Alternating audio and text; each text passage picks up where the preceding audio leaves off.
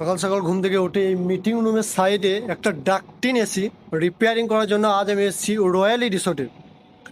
তো ডাকটিন এসিটি প্রবলেম কী দিয়েছিল customer problem দিয়েছিল যে ডাকটিন এসির ইনডোরে গা বেয়ে জল পড়তে থাকছে, আর জলটা ঠিক এরকম জায়গা থেকে গড়াচ্ছে। এই যে লাইট রয়েছে, এই লাইটে গা বেয়ে পড়ছে। তো এর উপরে ডাকটিন এসির ইনডোরটা আছে, এটা ছিল কিন্তু সম্পূর্ণ কোম্পানি ওয়ারেন্টির মধ্যে। কাস্টমারকে বললাম যে কোম্পানিকে কল করে বলে দাও, তাহলে তো সম্পূর্ণ ফ্রিতে পেয়ে যাবেন।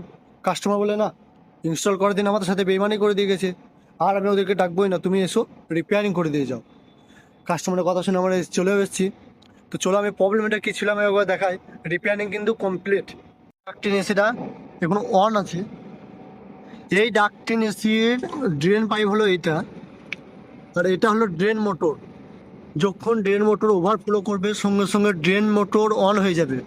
অন হয়ে যাওয়ার পর এই যে একটা পাইপ গেছে, এই যে পাইপটা, এটা ড্রেন মোটর পাইপ, এইটার মধ্যে দিয়ে জল একবারে নিচে নেমে চলে যাবে। এই পাইপটা কি হয়েছিল, এরকম অবস্থায় পড়েছিল।